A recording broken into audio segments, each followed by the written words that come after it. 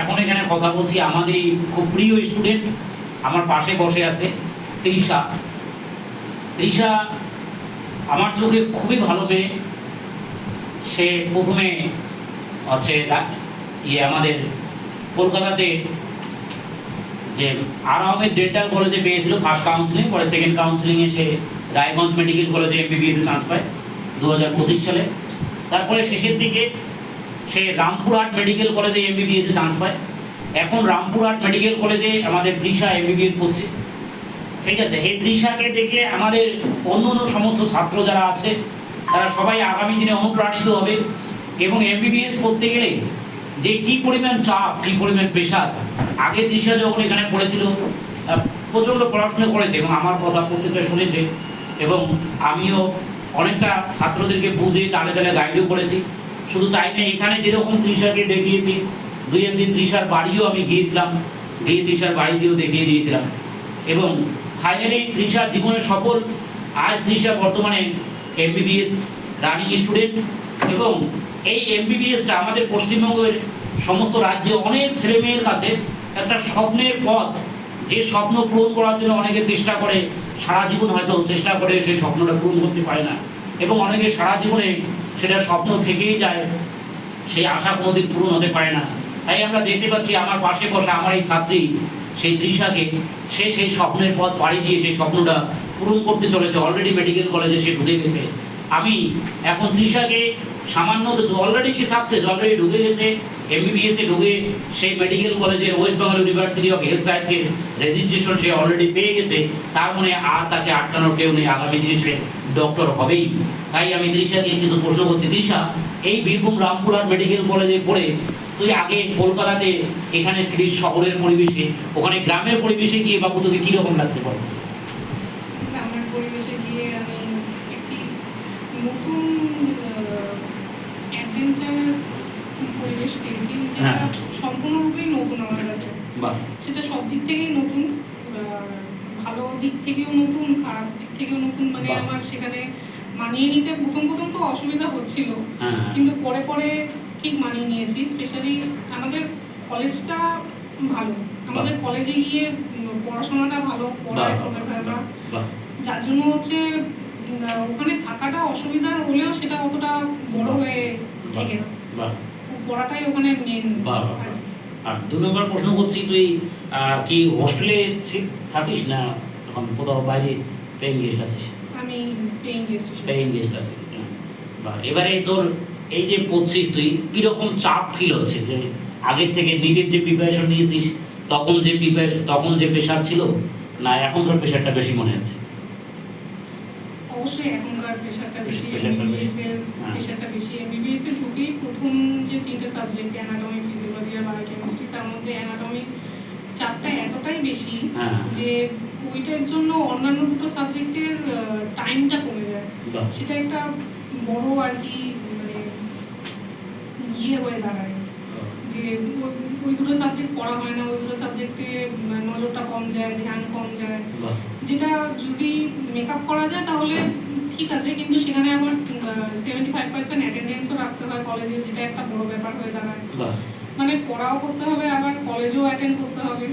তো এইটার সাথে তাল মিলিয়ে একটু অসুবিধা হয়ে যায়। মানে ফার্স্ট সেমিস্টারগুলো খারাপ হয়, কিন্তু সেকেন্ড থার্ড থেকে ম্যানেজ করা যায়। ঠিক আছে, তৃষার অভিজ্ঞতা শোনো। এবার তৃষাকে আরেকটা প্রশ্ন জিজ্ঞেস করছি। তৃষা, তুই ওখানে হচ্ছে সকালবেলা কখন ঘুম থেকে উঠিস? এখন সকালে আমাদের 9টা থেকে ক্লাস স্টার্ট হয়, আর 6টা থেকে 6:30টার মধ্যে উঠে যেতে হয়।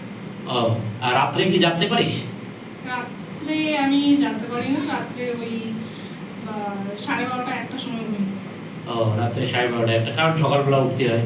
হ্যাঁ, সারাদিন কি কলেজের মধ্যেই কেটে যায়? সারাদিন প্রায় কলেজের মধ্যেই কেটে যায়, কারণ 9টার থেকে ক্লাস স্টার্ট হয় ঠিকই, আমাদের প্রত্যেকটা লেকচার ক্লাস 1 ঘন্টা করে হয়। আর খাওয়া বা রেসেস টাইমের আগে আর পরে 1.5 ঘন্টার হচ্ছে প্র্যাকটিক্যাল ক্লাস থাকে। এবার তার মধ্যে সপ্তাহে আমাদের কি হতো, 2 দিনই অ্যানাটমির ডিসেকশন ক্লাস থাকতো খাওয়ার আগে আর পরে। তো ওই দিনগুলোতে খুব আর কি চাপ পড়তো। আচ্ছা এবার একটা কোশ্চেন করবো, তুই অ্যানাটমি ডিসেকশন যখন করছিস, আচ্ছা অনেকে বেসিক্যালি যেমন আমি ডেড বডি দিয়ে খুব ভয় ভয় পেতাম, এখনো বেশি একটা যাই না, যদিও এখন আমার বয়স অনেকটা হয়ে গেছে, তো আগে হচ্ছে ডেড বডি দিয়ে খুব ভয় পেতাম, এখন একটু ম্যাচিউর হয়ে গেছি। তা তুই কি এরকম ডেড বডি দেখে ভয় পাস? না, ভয় লাগে না, ফরমালিনের গন্ধতে চোখ জ্বালা ওঠে। প্রথম যখন কেটেছিস তখন কিরকম ফিলিংস হয়েছিল, তখন কি একটা ভয় লেগেছিল না? তখন গিয়ে একটা এমন এমন ফিলিং যে কিরকম একটা লাগছে, মানে ক্যাডাভার, কিন্তু আমাদেরকে ফার্স্ট ডে থেকেই শেখানো হয় cadaver is our first teacher, আমাদেরকে ক্যাডাভারি কোর্টও নেওয়া হয়, তো তারপর থেকে ওটার প্রতি একটা সম্মান জেগে যায় যে cadaver is our first teacher, এখান থেকে শিখবো অনেক কিছু সারা বছর ধরে। এটা তাহলে এরা তোরা যারা অন্য স্টুডেন্টরা আসিস সামনে, তোরা তাহলে শুনতে পারলি যে ডেড বডি দেখে অতটা ভয় পাওয়া যাবে না, এটা তৃষা আমাদের বলছি, বুঝলি? এটা একটা ব্যাপার। এরপর তৃষাকে আর একটা প্রশ্ন জিজ্ঞেস করছি, তৃষা যে তুই নিটের জন্য যে বই, আমি নিটে বেসিক্যালি তোর বাড়িতে আমি গিয়েছিলাম এবং তোর নিটে বাড়িতে তোর পড়ার ঘরে আমি অনেকবার গেছি এবং তোকে বাড়িতে গিয়েও পড়িয়েছি। আমি তোর পড়ার ঘরে যেটা দেখেছিলাম, বেসিক্যালি তুই এনসিইআরটি বইটাতে বেশি ফোকাস করেছিস, ফলে বই বেশি একটা ছিল না এবং কিছু টুকটাক আমি নোট দিয়েছি, তাতেই তোর জীবনে সফলতা এসে গেছে। আচ্ছা প্রশ্ন হলো, ওখানে এমবিবিএস এ ঢুকে তুই যে এত বই দেখছিস, দেখে কি একটু ভয় লাগে নেই যে এতগুলো বই দেখে? প্রথম এতগুলো বই দেখে সত্যিই মনে হচ্ছিল যে এতগুলো বই পড়বো কখন, মানে এনসিইআরটি তো তাও পড়ে ফেলেছিলাম, যে এতগুলো বই শেষ করবো কখন। পরে বুঝতে পারছি যে আমাদের প্রফেসররা নোট দেয় তাতে হয়ে যায়, অথবা পুরো বই শেষ করা যায় না, মানে লাইন বাই লাইন শেষ করা যায় না, যেটা এনসিইআরটিতে করতে হয়, মানে নিটে এনসিইআরটি লাইন বাই লাইন পড়ে করতে হয়, কারণ ওখান থেকে লাইন প্রশ্ন আসে। আর আপনি যেটা বলে দেন যে ওই বায়োলজিতে মেন ফোকাস, কারণ ওখান থেকে নাম্বারটা বেশি আসবে, তারপরে কেমিস্ট্রি, তারপরে একদম ফিজিক্স। তোরা বুঝতে পারলি বাবা, তোর সামনে যারা আছে, যে তৃষা যেটা বলে বায়োলজিতে মেন আমাদের জোর দিতে হবে, অন্যগুলো তো কেমিস্ট্রি তারপর ফিজিক্স। এবার মেন কথা হচ্ছে যে বই কিন্তু এর থেকে বেশি, পড়ার চাপটা এর থেকে কিন্তু বেশি, বুঝতে পেরেছি তো? আচ্ছা আর একটা জিনিস বলছি, যে সারাদিন তুই কিভাবে নিজেকে ম্যানেজ করিস? আগে আমি একটা জিনিস দেখতাম তৃষাকে যখন পড়তো, একে আমি জিজ্ঞেস করেছিলাম একদিন যে তোর সবচেয়ে প্রিয় জিনিস কি, আমাকে বলছিল ঘুম। সেটা অবশ্য অনেকের ক্ষেত্রে এখনো নাই, যে ঘুমাতে ভালোবাসে। তাই আমি বলছি এখনো কি সেই ঘুমাতে ভালোবাসিস, বা সেই জিনিসটা কি এখনো আছে তোর মধ্যে, না ওটা উড়ে গেছে? আমি কলেজে গিয়ে দেখছি শুধু আমি কেন, সবাই ঘুমাতে ভালোবাসে আর কারোরই ঘুম হয় না। আমাদের প্রফেসরদেরও ওই 9টার ক্লাস অ্যাটেন্ড মানে এসে আমাদেরকে পড়ানোর জন্য যে অ্যালার্মের আওয়াজ, আমাদের একজন প্রফেসর তো বলেই ফেলেছিলেন আমার ভালো লাগে না অ্যালার্মের আওয়াজ, কিন্তু উনি উঠে এসে আমাদেরকে ক্লাস করাননি। এইটার থেকে আমি মানে শিক্ষা নিয়েছিলাম যে উনি এসে ক্লাস করাতে পারছেন 1 ঘন্টা, আমি গিয়ে শুনতে পারবো না। তো অনেক ঠিক থেকেই আর কি, যদি শেখার হয় তাহলে শেখাতে। বাহ, ঠিক আছে, খুব ভালো কথা বলেছে তৃষা, যে আগের থেকে তাহলে পরিবর্তন হয়েছে। একটা মেয়ে তৃষাও ঘুমকে ভালোবাসতো, আমরাও সবাই ভালোবাসি, এ বলেছে সবাই ভালোবাসে, তাই আমি তোদেরকে বলেছিলাম যে জীবনে আমাদের কিছু কিছু কাজ এমন আসবে যেগুলো করতে ইচ্ছে করবে না। সবাই আনসাকসেসফুল লোকও ঘুমাতে ভালোবাসবে, সাকসেসফুল লোকও ভালোবাসবে, কিন্তু সাকসেসফুল লোকের দেখতে হবে ঘুমাতে ভালো না বাসলেও সেই ঘুমটাকে ত্যাগ করতে হবে, বুঝতে পারলি বাবু? সেটা তৃষা করছে, তোদেরও করতে হবে মেডিকেল কলেজে যেমন করতে। ঠিক আছে, এরপরে তৃষাকে বলবো যে এখন ক ঘন্টা করে ঘুমাচ্ছিস? Duration of sleeping time now at present? মোটামুটি যে অ্যাবাভ 6 আওয়ার্স, না 7 আওয়ার্স, না 5 আওয়ার্স? 5 to 6 আওয়ার্স বেশি, কারণ অনেক হাইলি প্রেশার থাকে এমবিবিএস, তাই না? ঠিক বলেছে, বাহ। এবারে আরেকটা জিনিস বলছি, এখন এমবিবিএস এ ঢুকে তোর কীরকম মনে হচ্ছে? মেন্টাল স্যাটিসফাই যে আমি যে জিনিসগুলো শিখতে পাচ্ছি এটা ভবিষ্যতে অ্যাপ্লাই করতে পারবো, মানুষের তুই সেবা করতে পারবি, এই জিনিসটা কি মনে হচ্ছে যে একটা সুন্দর মেন্টাল স্যাটিসফাই মনে হচ্ছে? মেন্টাল স্যাটিসফ্যাকশন অথবাই আনন্দ তো ফার্স্ট মান্থ অবধি থাকে, তারপর যখন ফার্স্ট সেমিস্টারের রেজাল্টটা আসে তখন আবার মন খারাপ হয়ে যায় যে আমি ভালো মতো পড়লাম না, আমার গাফিলতির জন্য এই রেজাল্টটা খারাপ হলো। তারপর যে মনের জোরটা আসে যে না সেকেন্ড টার্ম থেকে ভালো করবো, থার্ড সেমিস্টারে গিয়ে ভালো করবো, ফাইনালে ভালো করার চেষ্টা করবো, সেটা একটা ভালো কাজ আসে। তো একদিক থেকে ভালোই লাগে।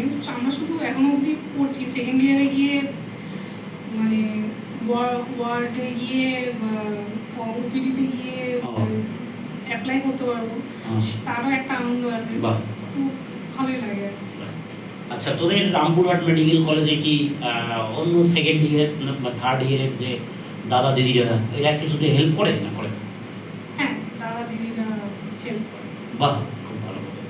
এটা কিন্তু ভালো পয়েন্ট, তোরা বুঝতে পারছিস যে আগামীতে দাদা দিদিরা হেল্প করছে। আচ্ছা, তুই যে কঙ্কাল কিনেছিস কি প্লাস্টিকের কঙ্কাল নিয়েছিস না অরিজিনাল রিয়েল কঙ্কাল নিয়েছিস? আমি প্লাস্টিকের কিনেছি, আমার বন্ধুরা সবাই রিয়েল কিনেছে। তাই? তবে ওটা শেয়ার করে করে। ও, শেয়ার করে। আমি প্লাস্টিকের কিনেছি, আমার একা সোলো। ও তাই, মানে প্লাস্টিক রিয়েলটা দেখে হয়তো তোর একটু ভয় ভয় লাগছিল নাকি? রিয়েলটা পাওয়া যাচ্ছিল না, পাওয়া যাচ্ছিল না। পেলে কেউ একা কিনতে পারছিল না, প্রাইসটা এতটাই হাই, তাই? এই জন্য সবাই শেয়ারে কিনছে। ও, অনেকটা প্রাইস হাই না। ঠিকই আছে, আমাদের কাজ চালানো নিয়ে হবে। এখন অ্যানাটমি পড়ে কিরকম লাগছে? অ্যানাটমি পড়তে সত্যি ভালো লাগে। অ্যানাটমি সত্যি অনেকটা টাইম নেয়, কিন্তু অ্যানাটমি পড়তে সবার ভালো লাগে। বাহ, ঠিক আছে, খুব ভালো জিনিস। আচ্ছা, সারাদিনই তোর কটা করে ক্লাস হচ্ছে এখন? সারাদিনে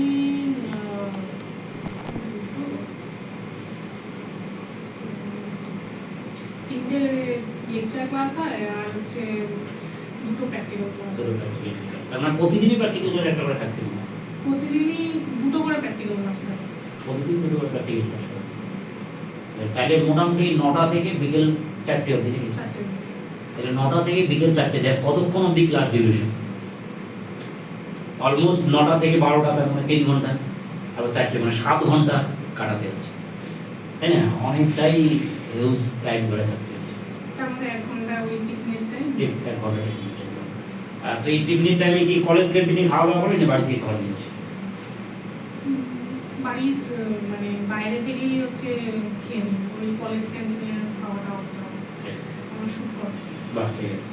তৃষা, আরেকটা জিনিস খুব এখন ভালো লাগলো যে তৃষা এই যে আইডেন্টি কার্ডটা পেয়েছে মেডিকেলে, তোরা জানিস এমবিবিএস এর আইডেন্টি কার্ড পাওয়ার পর বিভিন্ন মেডিকেল কলেজ, এখন গোটা ওয়েস্ট বেঙ্গলের যে কোনো মেডিকেল কলেজে আমরা যখন ঢুকতে যাই, পেশেন্ট দেখতে যাই, একটা টাইম ডিউরেশন ভালো করা থাকে। সেই ডিউরেশনের মাধ্যমে যখন টাইম ডিউরেশন এইটুকু টাইম থেকে এই টাইমের মধ্যে জেনারেল পাবলিক যেতে পারে, জেনারেল পাবলিকে ঢুকতে পারে না। কিন্তু তৃষা এখন যে এমবিবিএস পড়ছে, ওর যে আইডেন্টি কার্ডটা পেয়েছে, ও যে কোনো টাইমে কিন্তু যে কোনো জায়গায় যেতে পারে। এই তৃষাতে ঠিক বলছি তো? হ্যাঁ, ওপিডিতে দেখানোর জন্য 2 টাকায় আমি টিকিট কাটছি ঠিকই, কিন্তু টিকিট কাটার পরও আমাকে লাইনে দাঁড়াতে হচ্ছে না। আমার হচ্ছে যেহেতু আইডি কার্ডটা আছে, আমাকে লাইনে না দাঁড়িয়ে আগেই দেখিয়ে দিয়ে ছেড়ে দেওয়া হচ্ছে, কারণ আমি কলেজে পড়ি। এটা একটা বিশাল গর্বের বিষয় আমাদের, এই যে এই কার্ডটার ভ্যালুয়েশন, যেটা বাবারে পৃথিবীতে পয়সা দিয়ে সব মেজারমেন্ট হয় না। আজ তৃষা যে গভর্নমেন্ট এমবিবিএস পড়ছে গভর্নমেন্ট মেডিকেল কলেজে, এর ভ্যালুয়েশনে আলাদা, একটা মেন্টাল স্যাটিসফাই এবং মানসিক একটা শান্তি, তাই না? যে Trisha is now at present study government medical college, এটা মেন্টালি প্রচণ্ড স্যাটিসফাই। এটা তো দেখ স্যাটিসফাই, এবং এটা নিয়ে শুধু তুই না, তোর পুরো আত্মীয় স্বজন যারা আছে, আত্মীয় স্বজনরা এখন তোকে প্রচণ্ড ভালোবাসে তো?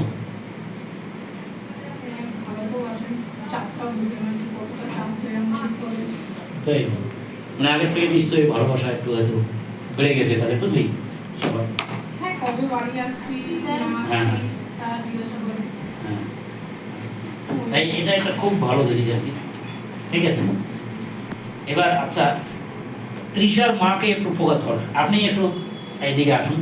আমরা এতক্ষণ তৃষাকে দেখলাম, তৃষার মা মিষ্টি নিয়ে এসছে। তৃষার মাকে দুটো প্রশ্ন জিজ্ঞেস করছি, একটু বলুন, একটু তাকিয়ে ক্যামেরার সামনে বলছি, আপনার মেয়ে এই যে সফল হয়ে এখন এমবিবিএস পড়ছে, এটা আপনাকে কিরকম লাগছে? ফিলিংসটা কিরকম টাকা দিয়ে? না, সে তো স্যার সব আমারই ভালো লাগে, ছেলেমেয়ে যদি পড়াশোনা করে। কিন্তু এখন তো স্যার পেয়ে তো গেছে, ঠিক আছে, কিন্তু ঠিক মতো করলে এটা হচ্ছে বাবা মার কাছে ওটাই একদম খুব ভালো হবে। আর কিছু বাবা মা তো আপনার চেষ্টা করেই যাচ্ছে। একদম, মানে এর বাবাকে কিরকম লাগছে, আপনি ফিলিংস কিরকম হচ্ছে? বাবা তো আছে স্যার, বাবার তো সব দিকে চাপ, এদিকে চাপ, ওইদিকে বাবা তো খুশি। বাহ, বাবা ঠিক আছে, খুশি, ঠিক আছে। কিন্তু বাবা সেভাবে সময়টা মেয়েকে দিতে পারে না। হ্যাঁ। মেয়ে চায় যে বাবা টিচার মান দিয়ে যাক, দিতে পারে। আমি বেশি যাই আর হ্যাঁ। কি। একটা প্রশ্ন করছে, আপনার মেয়ে যে এখন ওই মেডিকেল কলেজে পড়তে গেছে, তা এই ক্ষেত্রে আপনার কি এইরকম মনে হচ্ছে যে মেয়ে মানে ডাক্তারি পড়তে গেছে, আমি এখানে দমদমে একাই থাকছি, একটু বাড়িতে একাই থেকে খারাপ লাগছে? না এরকম? স্যার, সেরকম কোনো সময় এটা হয় না। আমি বাহ। একটু, ওর বাবার একটু বেশি কষ্ট হয়। বাহ। বাবা বেশি করে, ও জানে মা অনেক স্ট্রং। বাহ, ঠিক আছে।